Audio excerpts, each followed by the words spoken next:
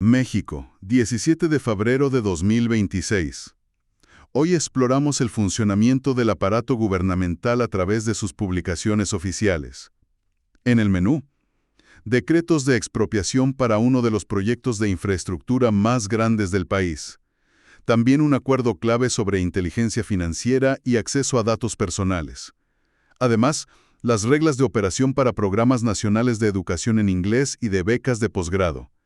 Y finalmente, las facilidades administrativas para sectores económicos clave. Y vamos a desentrañar justo eso, ¿no? Cómo estas decisiones que a primera vista parecen muy abstractas, muy burocráticas, pues impactan directamente el territorio, la economía y la formación de las personas. Vamos a ver la letra pequeña, desde coordenadas geográficas precisas hasta cómo se fiscalizan los recursos públicos. Perfecto, pues entremos en materia.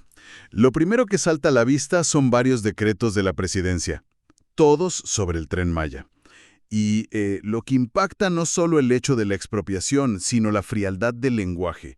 Son páginas y páginas de cuadros técnicos, coordenadas, polígonos. Es como ver la huella de un gigante impresa en un mapa, sin emoción alguna. Es que esa es la naturaleza del acto administrativo. Es pura precisión técnica. Es frío. Un decreto no te dice un pedazo de tierra. Te dice, con una exactitud de ingeniero, 004590 hectáreas del ejido NSPA, DIV del Norte y sus anexos en el municipio de Escárcega, Campeche. Que son casi 4.600 metros cuadrados. Exacto. Y para la gente que vive ahí, pues no es un polígono en un mapa, es la tierra que, no sé, quizá ha trabajado su familia por generaciones. El documento técnico de pronto se convierte en una historia de vida alterada por una decisión que se toma a cientos de kilómetros. Y además, se repite una y otra vez el término ejido, que para quienes no lo tengan tan fresco, hablamos de esta forma de tenencia de la tierra comunal, Claro, que es una figura clave. surgida de la Revolución Mexicana. O sea, no es una propiedad privada simple, es un concepto con una carga histórica y social enorme en México. Justo a eso iba. Por eso cada expropiación en un ejido no es solo una transacción de bienes raíces.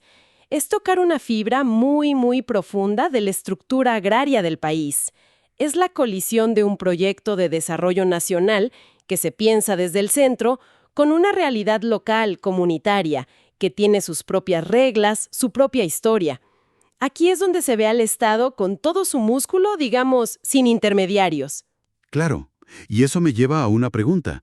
Cuando vemos estos decretos tan tajantes, tan definitivos, ¿estamos viendo el final de una larga negociación o es el principio de un conflicto legal? Esa es la pregunta del millón, ¿no? Porque el documento oficializa la decisión, pero no nos cuenta la historia que hay detrás de cada polígono. En algunos casos, pues puede ser el resultado de acuerdos previos, de la aceptación de la comunidad, pero en otros, esto es el pistoletazo de salida para amparos, para litigios que pueden durar años. El decreto es una foto, no la película completa. Nos muestra el poder del Estado para decir, esto es de utilidad pública y se expropia. Pero la historia de cómo se llega a ese punto y qué pasa después, esa no está en estas páginas. Entendido. Bueno, si este primer tema nos muestra al Estado redibujando el mapa físico del país con maquinaria y decretos, el siguiente nos lleva a cómo está redibujando el mapa digital de sus ciudadanos. Dejamos las coordenadas geográficas para entrar en el mundo de las bases de datos. Es una transición perfecta, la verdad, porque ahora vemos a la Secretaría de Gobernación firmando un acuerdo con la Ciudad de México. Y, en resumen, le da a la Unidad de Inteligencia Financiera de la capital, la UIFCDMX, acceso directo a dos de las bases de datos más importantes del país. ¿Cuáles son? La del CURP, que es la clave única de registro de población, y la del registro civil. O sea que, en la práctica, una agencia local ahora puede cruzar información de todos los mexicanos registrados. Suena a una herramienta muy poderosa contra el crimen. Poderosísima. Y aquí hay una tensión inherente muy, muy interesante. Por un lado, una UIF con acceso instantáneo a quién es familiar de quién, dónde nacieron, puede detectar redes de prestanombres o lavado de dinero casi en tiempo real. Es una herramienta formidable, Pero, que bueno, en las manos equivocadas podría usarse para vigilancia o control. Y supongo que el documento no entra en detalles sobre los candados de seguridad o cómo prevenir esos abusos. Exacto. El convenio se enfoca en la legalidad del acceso, en el qué se puede hacer, pero no profundiza en los mecanismos de auditoría o en las barreras para evitar que alguien con ese acceso lo use para fines personales o políticos. Esa es la pieza que falta en el rompecabezas de la confianza ciudadana. Se nos da la justificación de la seguridad, pero no la garantía de la privacidad. Y en el mundo digital, ese equilibrio lo es todo. Y justo cuando estamos en temas de ciberseguridad, de inteligencia financiera, la misma Secretaría de Gobernación nos sorprende con algo que parece de otro universo, el registro de nuevas iglesias. Parece un salto temático enorme, ¿verdad? De pronto vemos solicitudes del Ministerio Sinaí México o de la Parroquia del Señor de las Ilamas en León. Sí, es un contraste fuerte. Pero fíjate que en realidad nos muestra exactamente la misma función del Estado: ser el gran notario de la vida pública. Así como registra una empresa, un nacimiento o este convenio de datos, también tiene que dar personalidad jurídica a una comunidad de fe. Es un recordatorio de que el Estado regula desde lo terrenal y económico, hasta lo espiritual y comunitario. O sea, ambas cosas. Sí, la UIF y el registro de una iglesia son facetas del mismo poder de dar o quitar. Validez oficial a las cosas. Es un buen punto. Bueno, pasamos de regular el presente, tanto digital como espiritual, a ver cómo el gobierno intenta construir el futuro. Y aquí es donde la planeación se vuelve casi obsesiva. Siempre se habla de la inversión en capital humano como una idea abstracta, pero en estos documentos vemos la maquinaria en pleno funcionamiento. Me llamó mucho la atención el Programa Nacional de Inglés, el PRONI. Sí, es un documento fascinante, porque no es una simple declaración de «el inglés es importante». No. Es un manual de operaciones detalladísimo. Uno de sus objetivos explícitos es lograr la certificación internacional de dominio del idioma inglés a alumnas y alumnos de sexto de primaria y tercero de secundaria. Es una meta muy concreta, medible. Y para llegar ahí, la burocracia es monumental. Se habla de la estructura de la coordinación local, del informe de avance académico, y me encontré con el anexo 5A, avance físico-financiero. Es una tabla donde los estados tienen que reportar trimestralmente cada peso gastado y cada meta alcanzada, desglosado por género. Uno se pregunta si tanto control es efectivo o solo genera más papeleo. Ese es el eterno dilema de la política pública. Por un lado, ese nivel de detalle es un mecanismo de rendición de cuentas. Se busca que el dinero federal que va a los estados ¿se use para lo que es? Exacto, que se use para contratar maestros de inglés y no para otra cosa. Cada anexo, cada reporte, es un eslabón para evitar la corrupción o el desvío. Pero por otro lado, pues puede ahogar a las escuelas y a los coordinadores en papeleo, quitarles tiempo que podrían usar para enseñar. El documento nos muestra el ideal del control, pero no la realidad de su implementación. Y esta apuesta por la formación no para en la primaria, va hasta el nivel más alto. La nueva Secretaría de Ciencia, Humanidades, Tecnología e Innovación publica las reglas de operación para 2 de sus programas estrella. Así es. Son los programas S190, que es el de becas de posgrado y apoyos a la calidad, y el S191, el del Sistema Nacional de Investigadoras e Investigadores. Y la justificación que da el propio documento es muy clara. Cito textualmente: las actividades en CHTI son fundamentales para el desarrollo económico y el progreso social. O sea, no es un gasto. Para nada. Estos programas no son vistos como un gasto, sino como una inversión estratégica. Son la herramienta del gobierno para impulsar la creación de conocimiento. Es el Estado formalizando cómo se selecciona y se apoya a la próxima generación de científicos y humanistas del país. Es el Estado diciendo: vamos a apostar por estas mentes. Entonces ya vimos al Estado como constructor, como regulador de datos y como educador. Pero también tiene que gestionar su propia, su gigantesca operación del día a día. Y ahí entramos al terreno de la Secretaría de Hacienda. Correcto.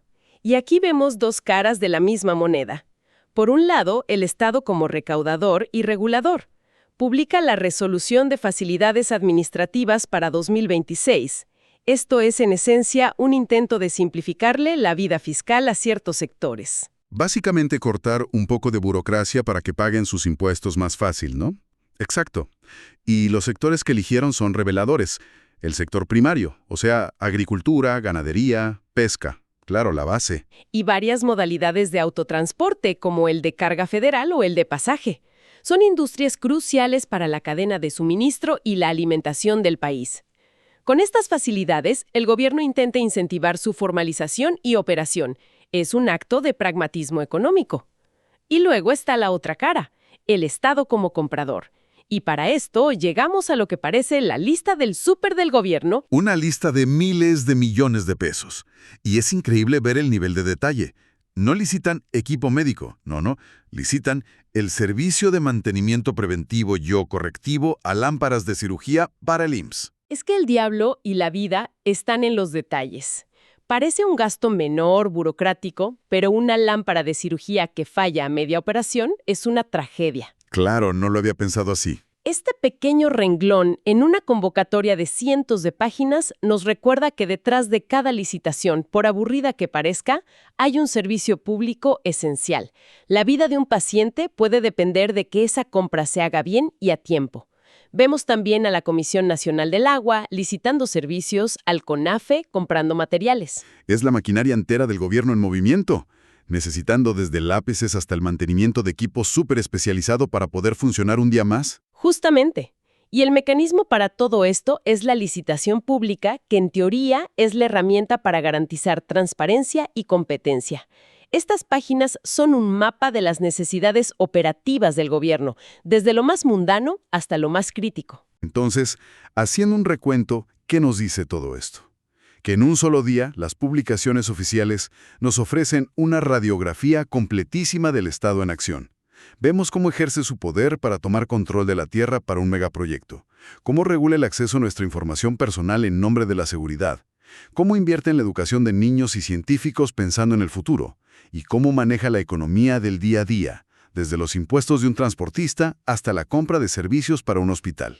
Es un retrato fascinante de sus múltiples roles. Y para reflexionar, hay un detalle que se repite en casi todos los documentos, sin importar si es un decreto presidencial o una licitación. Al final de cada aviso, casi como una postdata legal, aparece una leyenda. ¿Cuál? El contenido, forma y alcance de los documentos publicados son estricta responsabilidad de su emisor. Suena una forma de lavarse las manos, ¿no? Algo como, yo solo lo publico, la responsabilidad es de quien lo mandó. Exacto. Y nos deja con una pregunta final.